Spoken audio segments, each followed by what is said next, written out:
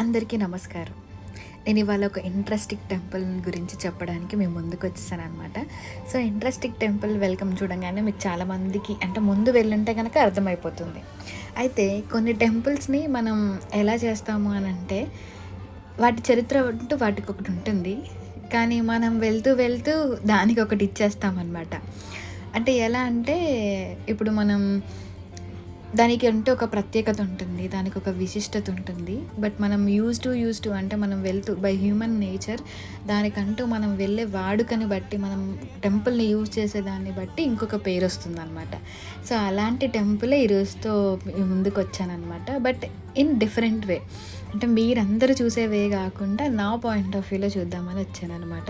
అదెలా అంటే ప్రతి టెంపుల్‌కి వెళ్ళినప్పుడు నాకొక అలవాటుంటుంది. ఆ టెంపుల్ గురించి ముందే అంతా హిస్టరీ తెలుసుకొని నేనేం మిస్ అవ్వకుండా అన్నీ కవర్ చేసి రావాలనే కోరిక ఒకటుంటుంది నాకనమాట. సో, ఫోటోస్, వీడియోస్ ఇవన్నీ వేరే వేలో ఉంటాయి. బట్ నేను ఒక్కదాన్ని ఇంకో వేలో ఉంటాననమాట. సో, అందుకని చెప్పేసి నాకే ఎందుకు అంటే కొంచెం నాలెడ్జ్ షేర్ చేద్దాం అనే దీంతో నేను ముందుకొచ్చాననమాట. సో, అలాంటి టెంపులే అమ్మపాలి టెంపుల్ అనమాట. ఈ టెంపుల్‌కి పేరొచ్చింది సీతమ్మ వారి వల్ల. సో, సీతమ్మ వారు కొలువైన టెంపుల్‌గా దీన్ని ప్రేమిస్తూ ఉంటారు అందరూ. ప్రేమిస్తూ ఎందుకు అని అంటారంటే ఇష్టపడుతూ ఉంటారు కాబట్టి.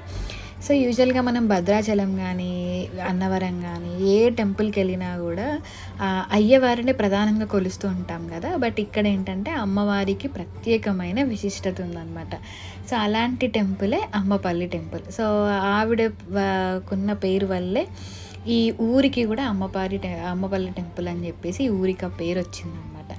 సో, ఇక్కడ ప్రత్యేకంగా ఏంటంటే అమ్మపల్లి టెంపుల్ అనే పేరు సీతమ్మ వారి వల్ల వచ్చింది గదా!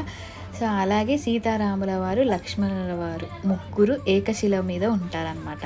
ప్రతిష్ఠించి ఉంటారు. ఏకశిల అంటే ఒకటే శిల మీద ముగ్గురు కొలువై ఉంటారనమాట. దాన్నే ఏకశిల అంటారు. సో, అలాంటి టెంపుల్స్‌లలో అంటే ఏకశిల మీద ప్రతిష్ఠించిన టెంపుల్స్ అనేవి చాలా అరుదుగా మనం ఇండియాలో చూస్తూ ఉంటామనమాట. సో, ఇది రెండవది. మొదటిదొచ్చేసి జగన్నాథ టెంపుల్ అని చెప్పేసి వేరే చోటు ఉంటుందంట నార్త్‌లో. సో, ఇది ఇంకొక టెంపుల్ అనమాట. అంత ఓల్డ్ ప్రాచీనమైన టెంపుల్ అనమాట. ఇది 13వ శతాబ్దం అని చెప్పేసి అందరూ అంటూ ఉంటారు. కానీ ఇదొచ్చేసి 7-11వ శతాబ్దం మధ్యలో ఉండొచ్చని చెప్పేసి పురావస్తు శాఖల వారు ఇన్వెస్టిగేషన్ చేసినప్పుడు బయటపడిందనమాట. సో, ఎత్తైన గోపురం ఉంటుంది. అంటే ఆల్మోస్ట్ 90 అడుగుల ఎత్తులో ఉంటుందంట. ఇక్కడ కరెక్ట్‌గా అబ్జర్వ్ చేస్తే మనకి విష్ణుమూర్తి వారు శయనసాయిగా అవతారం ఉంటుందన్నమాట. సో, అది టెంపుల్‌కి అట్రాక్షన్. అయితే మీరు ఎందుకు అంత అట్రాక్టివ్‌గా చూడలేకపోతున్నారంటే టెంపుల్ కొంచెం రెనోవేషన్ జరుగుతుంది. సో, ఆ పనుల వల్ల మనకి ఇంకా కలరింగ్ లేకపోవడం వల్ల మనం కొంచెం ఐడెంటిఫై చేయలేకపోతున్నాం అనమాట.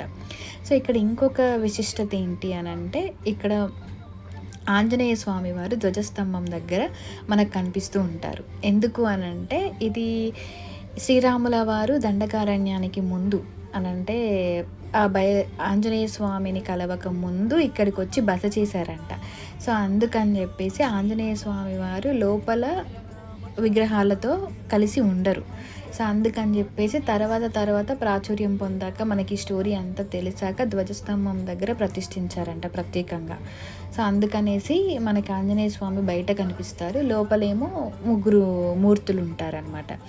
సో, ఇక్కడ ఏంటంటే శ్రీరాముల వారు ఒక కోదండం అంటే మనకి బాణాలు కోదండం ఉంటుంది కదా! సో, కోదండం పట్టుకొని ప్రత్యక్షంగా ఉంటారు కాబట్టి కోదండ కళ్యాణ స్వామి అని అంటారు.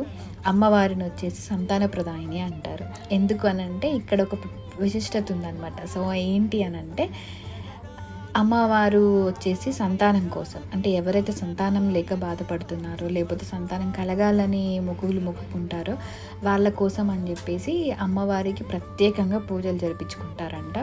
ఇంకొకటి ఎవరైతే కళ్యాణం కోసం బాధపడుతున్నారో లేదంటే మంచి సంబంధం దొరకట్లేదని బాధపడుతున్నారో ఇంకా పెళ్ళవ్వట్లేదని ఇబ్బంది పడుతున్నారో సో, అలాంటి సమస్యలు ఉన్నవారు ఇక్కడికి ప్రత్యేకంగా వచ్చి పూజలు చేయించుకుంటారని ఒక నమ్మకం అనమాట. సో, నమ్మకమే కాదు మీరు స్టార్టింగ్‌లో చూసుంటే ఇక్కడ ఒక చెట్టు కనిపిస్తూ ఉంటుంది కదా! సో, ఆ చెట్టుకి ఏంటంటే మనకి అన్ని ముడుపులే కనిపిస్తూ ఉంటాయన్నమాట స్టార్టింగ్‌లో. సో, అదేంటి అనంటే అలా మొక్కుకొని ముడుపులు కట్టుకున్నవే అంట. సో ఇక్కడ ఆ ఇద్దరు సంతానం కోసం అని చెప్పేసి, ఒకరి సంతానం ఒకరి కళ్యాణం కోసం అని చెప్పేసి అయ్యవారు కళ్యాణం, అమ్మవారు సంతాన ప్రదాయిని. సో ఇద్దరు కలిసి ఇక్కడ ప్రత్యేకంగా పూజలు అందుకుంటారు. అండ్ ఇంకొకటి ఏంటి అని అంటే, ఈ ఆర్కిటెక్చర్ అంతా కూడా చాళుక్యుల కాలం నాటిది. సో వాళ్ళే కట్టించారని చెప్పేసి ఒక ఇది ఉందన్నమాట. ఇంకొకటి ఏంటంటే, కాల్చిన సున్నపు రాయితో అప్పట్లో కట్టేవారు కదా, సో అలాంటి ఒక టెంపులే అనమాట. అందుకనే మనకు ఆ కలర్లో కనిపిస్తూ ఉన్నాయి విగ్రహాలన్నీ కూడా. ఇక్కడ ఆర్కిటెక్చర్ కూడా రాజస్థాన్ టెంపుల్స్ని పోలి ఉంటుందంట. అంటే అక్కడ ఆర్కిటెక్చరే ఇక్కడ ఉంటుందంట. ఆ గోపురం, ఎత్తైన గోపురాలు అన్నీ కూడా అలాగే ఉంటాయి అన్నమాట. ఇది ఆల్మోస్ట్ 90 అడుగులు ఉంటాయి. కాకపోతే 7 అంతస్తులుగా ఉంటుందట. మనం కౌంట్ చేయలేం కానీ వీ కెన్ సీ, అంటే మనం చూడగలం. చుట్టూ కూడా ఎత్తైన కొబ్బరి చెట్లు, చాలా అందంగా, చాలా పురాతనమైందని చూస్తూనే తెలిసిపోతూ ఉంటుందన్నమాట. మనకి కాల్చిన సున్నపు రాయితో కట్టడం వల్ల మనకు ఆ నల్ల నల్లగా చుట్టూ కనిపిస్తుంటుంది కాబట్టి, కానీ ఎత్తైన ప్రాకారాలు ఉంటాయి అన్నమాట. సో ఇక్కడ ఇంకొక ప్రత్యేకత ఏంటంటే, ఎవరైతే కళ్యాణం చేసుకోవాలనుకుంటున్నారో ఒకప్పుడు ఇక్కడే కళ్యాణం చేసుకునే వాళ్ళు కూడా ఉండేవాళ్ళట. అందుకని ఆ ప్రాకారాలు అవన్నీ కూడా అంతంత విశాలంగా ఉన్నాయి. యూ కెన్ సీ, పిల్లలు చాలా హ్యాపీగా ఆడుకుంటున్నారు, ఫ్యామిలీస్ టైం స్పెండ్ చేస్తున్నాయి. సో ఇలాంటప్పుడే మనకి కూర్చొని కొంచెం ఈ చరిత్ర గురించి రివైజ్ చేసుకుంటే నిజంగా ఎంత బాగుంటుందో కదా. అంటే దీనికి ఇలా ఎందుకు వచ్చింది పేరు, సో ఇక్కడ ప్రత్యేకత ఏంటి, అసలు ఈ స్థల పురాణం ఏంటి అని చెప్పేసి. స్థల పురాణం అనగానే ఇంకొకటి గుర్తొచ్చింది. ఈ టెంపుల్ని మోక్షప్రదాయిని అని కూడా పిలుస్తూ ఉంటారు. ఎందుకంటే మనం స్టార్టింగ్లో చూస్తే కూర్మం కనిపిస్తూ ఉంటుంది, గర్భగుడికి ముందుగానే కూర్మం కనిపిస్తూ ఉంటుంది. సో దానికి ఉన్న ప్రత్యేకత ఏంటి అని అంటే, వచ్చి దర్శనం చేసుకొని దాన్ని చూస్తే మనకి టెంపుల్లో మోక్షం కలుగుతుంది అనేది ఒక నానుడి అనమాట. నానుడి ఏం కాదు, ఇది నిజమని ఒక నమ్మకం అనమాట. సో ఇక్కడ మోక్షప్రదాయిని ఏంటి అని అంటే, ఇక్కడికి ఈ టెంపుల్ని దర్శించడం వల్ల మనకి మోక్షం కలుగుతుంది అనేది ఒక నమ్మకం అనమాట. సో అది కూడా ఒక ప్రత్యేకత ఈ టెంపుల్కి. అండ్ ఏ టెంపుల్లో చూసినా కూడా, ఎక్కడ చూసినా కూడా మనకి ఒకటి ముఖ్యంగా కనిపిస్తూ ఉంటుంది, క్షేత్రపాలకుడు. క్షేత్రపాలకుడు ఏ టెంపుల్ అయినా ఒకరే ఉంటారు. మోస్ట్లీ మనకి వెంకటేశ్వర స్వామికి అయితే గరుడల్ వారు ఉంటారు, రాముల వారికి అయితే ఆంజనేయ స్వామి, నరసింహస్వామి అవతారంలో కూడా మనకి ఆంజనేయ స్వామి కనిపిస్తూ ఉంటారు మోస్ట్ ఆఫ్ ది టైమ్స్. ఇంకొకరు కాలభైరవుడు ఉంటారు మోస్ట్లీ.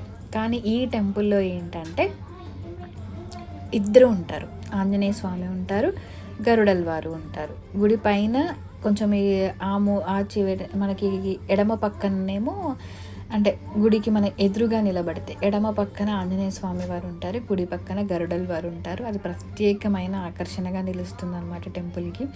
అంటే వెళ్ళగానే అలా కనిపించేసరికి మనకు కూడా లోపల ఒక పాజిటివ్ వైబ్ వస్తుంది అనమాట. సో ఆర్కిటెక్చర్ అయితే మనం ఎంత చూసినా కూడా మనకి తనివే తీరదు నిజం చెప్పాలంటే. ఆ గోపురం ఎత్తు కానీ అదంతా కూడా, మేము కూర్మం చెప్పాను కదా అక్కడ కనిపిస్తుంది కదా, అదే అన్నమాట కూర్మం తాబేలు. సో దాన్ని చూస్తే దర్శించుకుంటే మనకి మోక్షం కలుగుతుంది అనేది ఒక నమ్మకం అన్నమాట. అండ్ ఇక్కడ ఇంకొకటి ఏంటి అని అంటే, ప్రతి స్టోన్ కూడా, అంటే ఈవెన్ దో ఫ్లోర్ కూడా మనకి పురావస్తు, అంటే పురాతన కాలం అని చెప్పేసి తెలిసిపోతూ ఉందన్నమాట కొంచెం. అయితే ఈ దండకారణ్యానికి వచ్చినప్పుడు ఇక్కడ రాముల వారు ఒక రోజు ఉన్నారట. ఉన్నందుకని చెప్పేసి ఇక్కడ ముఖ్యంగా ఏ రామాలయం అయినా ఎక్కడైనా సరే రాముల వారు తిరిగిన, సందర్శించిన ఉన్న ప్లేస్లనే మనం రామాలయాలు కట్టుకొని అక్కడ పూజిస్తూ ఉంటామట. అలాంటి టెంపులే ఇదొకటి కూడా. అయితే 13వ శతాబ్దం అని చెప్పేసి పురావస్తు శాఖల వాళ్ళు కానీ ముందు వాళ్ళు చెప్తూ ఉన్నా కూడా, మనకి రీసెంట్గా తెలిసింది ఏంటంటే ఇది అంతకు ముందుదే, అంటే 7-11వ శతాబ్దం నాటిది. అండ్ 2010లో యునెస్కో కూడా గుర్తించిందనమాట అతి పురాతనమైన కట్టడం అని చెప్పేసి. సో అదొక స్పెషాలిటీ అన్నమాట. ఇంకొకటి ఏంటంటే ఈ టెంపుల్లో సువిశాలమైన పార్కింగ్ అనమాట. అంటే ఎవ్వరు దేనికోసం కూడా ఇబ్బంది పడరు నన్ను అడిగితే, అంత పెద్ద పార్కింగ్ ఉంటుంది. నేను చెప్పాను కదా శయన పాన్పు మీద ఉండే విష్ణుమూర్తి ఆయనే అనమాట. సో అక్కడ మామూలుగా అయితే పెయింటింగ్ వేస్తారు, మీరు గూగుల్లో పాత ఫొటోస్ అన్నీ చూడొచ్చు. ఇంకొకటి కొలను. మనకి 2 కొలనులు ఉండేవంట. ఒకటేమో స్వామివారి పూజలకి ఉపయోగించేది. ఇంకొకటి అప్పట్లో కట్టించిన రాజులు ఎవరైతే ఉన్నారో వాళ్ళు స్నానాలు ఆచరించడానికి, పూజలు, జపాలు చేసుకోవడానికి అని చెప్పేసి ఇంకో కొలను ఉండేదట. మరి ఇది మనం చూస్తున్న కొలను ఎలాంటిదో నాకైతే తెలీదు. అంటే లైక్ రెండవదా, ఫస్ట్‌దా అనేది మాత్రం నాకు తెలీదు కానీ 2 కొలనులు అనేవి నిజానికి ఉంటాయట. మీరు ఇక్కడ చూస్తే చాలా వెడ్డింగ్ షూట్స్ జరుగుతూ ఉన్నాయన్నమాట. సో వీళ్ళకి కూడా కొన్ని రూల్స్, రెస్ట్రిక్షన్స్ ఉన్నాయి. మరి వాళ్ళు ఫాలో అవుతున్నారో లేదో నిజంగా నాకైతే తెలీదు. అయితే ముందు నేను వచ్చినప్పుడు ఈ టెంపుల్‌లో వాటర్ అనేవి చాలా ప్యూరిఫైడ్‌గా ఉండేవన్నమాట. అంటే ఇంత పాకురు ఇదంతా ప్లాస్టిక్ ఇదంతా లేదు. బట్ ఇప్పుడు మేబీ క్రౌడ్ పెరగడం వల్లో లేకపోతే ప్రీ వెడ్డింగ్ షూట్స్‌కి ఎక్కువగా పాప్ ప్రయారిటీస్ ఇవ్వడం వల్లనో తెలీదు కానీ చాలా వరకి ఇవి పెరిగిపోయాయి అన్నమాట. సో యూ కెన్ సీ అంటే ఎంత ఇదిగా అయిపోయిందో ప్యూరిఫై లేక. సో మీలో ఎవరైనా ముందు చూస్తుంటే మీరు కూడా ఈ డిఫరెన్సెస్ చూస్తారు. సో నేను రీసెంట్గా చూసింది ఇదన్నమాట. సో దీనికి కూడా కొన్ని రూల్స్, రెగ్యులేషన్స్ జిహెచ్ఎంసీ వాళ్ళు ఇచ్చారు. మరి వాళ్ళు ఫాలో అవుతున్నారో లేదో నిజంగా నాకు తెలీదు. అండ్ ఇంకొకటి ఏంటి అని అంటే, మీరు పక్కన సైడ్కి చూస్తే చాలా పెద్ద ప్లేస్ ఉంటుంది. ఆ ప్లేస్లో మనకి పార్కింగ్ ఇవ్వరు. అంటే ఎవరైతే కొంచెం ప్రీ వెడ్డింగ్ షూట్స్కి వస్తున్నారో వాళ్ళకి పెయిడ్ పార్కింగ్ లాగా కొంచెం ఎక్కువ తీసుకొని వాళ్ళకి పార్కింగ్స్ ఇస్తున్నారనమాట. సో ప్రభుత్వం హెచ్చరిక ఇచ్చింది ప్లాస్టిక్స్ అవన్నీ కూడా యూజ్ చేయకూడదు అని చెప్పేసి. అండ్ ఇంకోటి ఇక్కడ ఎవరైతే ప్రీ వెడ్డింగ్ షూట్స్ చేసుకోవాలనుకుంటున్నారో వాళ్ళకంటూ ఒక ప్రత్యేకమైన ప్రైజెస్ అవన్నీ ఇచ్చారు. సో ఆ రూల్స్ ఫాలో అయ్యి వెళ్తేనే కొంచెం మనం టెంపుల్స్ని ప్రొటెక్ట్ చేసుకోవచ్చు అని నా ఒపీనియన్ అనమాట. సో ఇంకొకటి ఏంటంటే ఇక్కడ కూడా అంటే ఈ ఆవరణలు ఏవైతే ఉన్నాయో అక్కడ కొంచెం కర్టన్స్ లాగా అంటే డ్రెస్ చేంజింగ్స్ కానీ అలాంటివన్నీ జరుగుతూ ఉన్నాయన్నమాట. మీరు లెఫ్ట్ సైడ్లో చూసింది పాకశాల అనమాట. అక్కడే ప్రసాదాలు అవన్నీ. ఇక్కడ ప్రసాదాలు కూడా చాలా రీజనబుల్లే. లడ్డు 30 రూపాయలు, 20 రూపాయలు. సో వడ 20 రూపీస్ అలా. ఇందాక మీరు చూసింది ఏంటంటే కళ్యాణం. అక్కడ ఎవరైతే పెళ్లి చేసుకోవాలనుకుంటే ఆ హాల్లో వాళ్ళకి నచ్చిన డెకరేషన్ చేసుకొని పెళ్లి చేసుకోవచ్చు అనమాట, బుకింగ్స్ చేసేసుకొని. సో రిటర్న్లో కానీ స్టార్టింగ్లో కానీ మీకు హనుమాన్ స్టాచ్యూ కనిపిస్తుంది. అయితే ఇది కూడా చాలా ఎత్తుగా ఉంటుంది. సో ఇది కూడా చాలా ఆకర్షణీయంగా కనిపిస్తుంది అనమాట. ఇదేంటంటే మనకి ఫొటోస్ దిగడానికి కోసం అని చెప్పేసి వాళ్ళందరూ ఆగి ఇక్కడ ఫొటోస్ దిగుతున్నారు. యూ కెన్ సీ అంటే క్లియర్లీ అది ఎంత క్లారిటీగా ఉందో. సో విగ్రహం కూడా చాలా అందంగా ఉంది. సో మేము కూడా అక్కడ అంతా చూసేసి తెలుసుకొని ఇక్కడ కొన్ని ఫొటోస్ తీసుకొని చాలా అందంగా ఉన్నాయి కదా అని చెప్పేసి, అంటే ఎక్కువసేపు ఫొటోస్కి అట్లా టైం స్పెండ్ చేయకుండా సో జస్ట్ అలా స్పెండ్ చేసేసి చూసేసుకొని రిటర్న్ అయిపోయామన్నమాట. మీకు కనుక ఇలాంటి ఏవైనా స్థల పురాణాలు కానీ అలా తెలియాలి అని అంటే కనుక ఖచ్చితంగా నాకు కమెంట్ బాక్స్లో కమెంట్ చేయండి. I will visit and I will tell you. Subscribe for more.